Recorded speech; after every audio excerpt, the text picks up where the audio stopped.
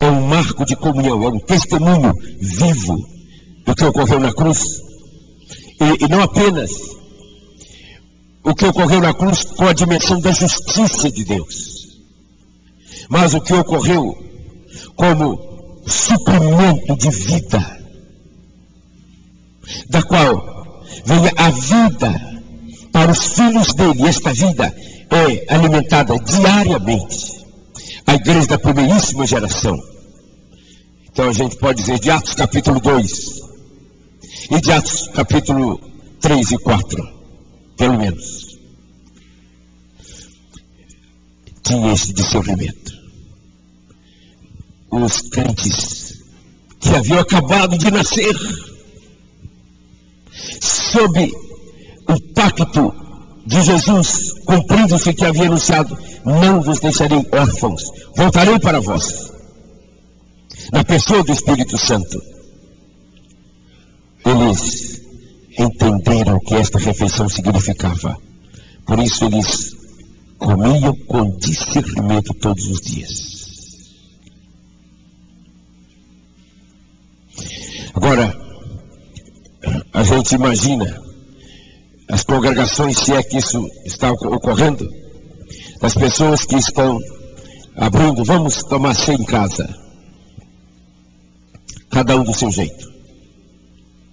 Isso produzirá um caos maior do que o caos que a restauração apostólica, a chamada restauração apostólica, chamada e não este caos que aí está, causou. Você imagina o grau de feitiçaria e os níveis através dos quais os demônios virão controlar e destruir a igreja. Porque a ideia de se tomar a ceia a sós em casa é contrária às Escrituras. Tomamos a ceia como expressão do corpo de Cristo. Nós tomamos de maneira corporativa. Isto não significa que através da provisão de Deus para a nossa vida como corpo, por meio da liderança verdadeira, apostólica e profética, pessoas, ou uma outra pessoa, em determinadas circunstâncias, com o entendimento bíblico profético devido, o significado da ceia, como expressão da revelação do Senhor Jesus, na sua plenitude, a revelação da vinda de Jesus, é a revelação da morte de Jesus, da ressurreição de Jesus e o anúncio da volta dele. Você diz que é para ser comida até que ele volte, com discernimento espiritual devido. E isto, algumas pessoas, depois de um longo teste, em circunstâncias, digamos, a pessoa vai viajar, são situações de enfermidade, limitações. Nas questões relacionadas com a enfermidade, a congregação pode enviar. Aquele que tem entendimento envia 2 pessoas, porque 2 pessoas é a representação oficial e legal da congregação, uma vez que tenham sido enviadas de fato, e não pessoas que se auto-enviam. Aí é outra tragédia. Aí é a congregação presente. 2 ou 3 pessoas podem tomar a ceia, não estando numa reunião oficial, como é o nosso caso aqui diariamente, porque o posto da nossa cidade permite isto. Somente não se reúne para oferta ao Senhor no primeiro dia da semana entre nós quem não deseja. Alguns teriam algumas limitações, mas eu sei que o dia quando sairmos desse estado de mornos, a expectativa de tomarmos esta refeição será tão grande que nós não poderemos começar mais às 6, mas terá que ser mais cedo. Porque a rua ficará lotada. Tanto quanto, ou talvez até mais do que ocorre aos domingos.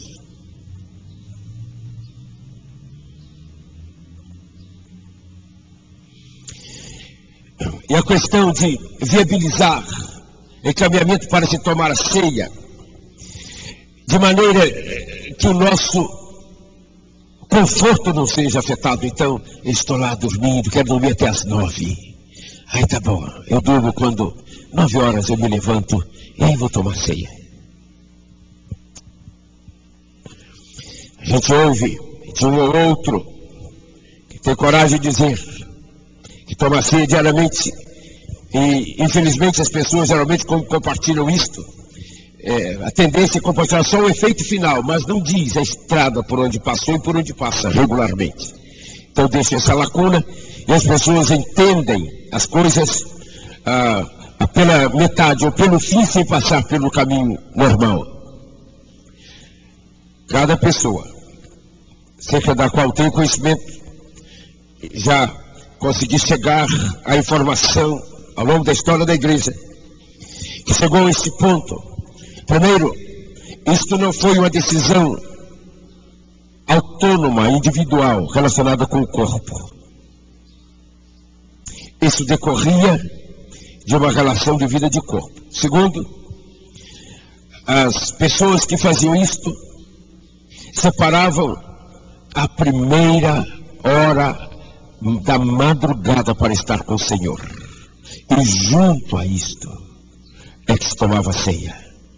E nós ouvimos alguns relatos de irmãos que vieram antes de nós, pelo menos do século XVI para cá, que todos os dias levantavam às 4 da manhã para estarem com o Senhor. Então, usamos a palavra oração, mas é porque não tem outro termo melhor. Porque a ideia de oração, da palavra oração, é a ideia voltada para uma prática litúrgica, religiosa. Mas a razão das pessoas levantarem mais cedo era pela fome, a necessidade de comunhão com o Senhor, acordados. Informações de alguns que oravam 6 horas por dia, 8 horas por dia. Você pergunta, que assuntos teria para orar 8 horas por dia? Teve uma pessoa que se disse que orava 12 horas por dia. Fazia o quê, ué? Então você imagina que oração é este processo litúrgico, ritual religioso. Mas não é isso dessas pessoas. Por quê? Eles levantavam tão cedo. Lutero, por exemplo, se diz que ele, antes de começar as atividades do dia, tinha passado, em média, 3 horas por dia com o Senhor. Levantava, em média, às 4 da manhã. Vivemos numa época quando as pessoas que moram nas grandes cidades, para trabalhar, para sobreviverem, tem muitos milhões de brasileiros têm que levantar. Que horas? De 3, 4. Uma das vezes que fui a alguma das capitais do Nordeste, não me lembro qual, nesta hora, um dia o pastor estava me levando para o aeroporto às 3 da manhã. Às 3 da manhã. Fiquei impressionado com a quantidade de gente que estava na rua. 3 e pouca da manhã. Eu disse, o que esse povo faz? Ele disse, estão indo para o trabalho. Eu digo, não é possível. É o trabalho. Então as pessoas, em função do pão, da carne, elas pagam qualquer preço. Mas os que não precisam disto, como crentes para o alimento da comunhão com o Senhor Jesus, porque esta refeição é a palavra, é a expressão, que palavra? É a manifestação mais elevada do significado de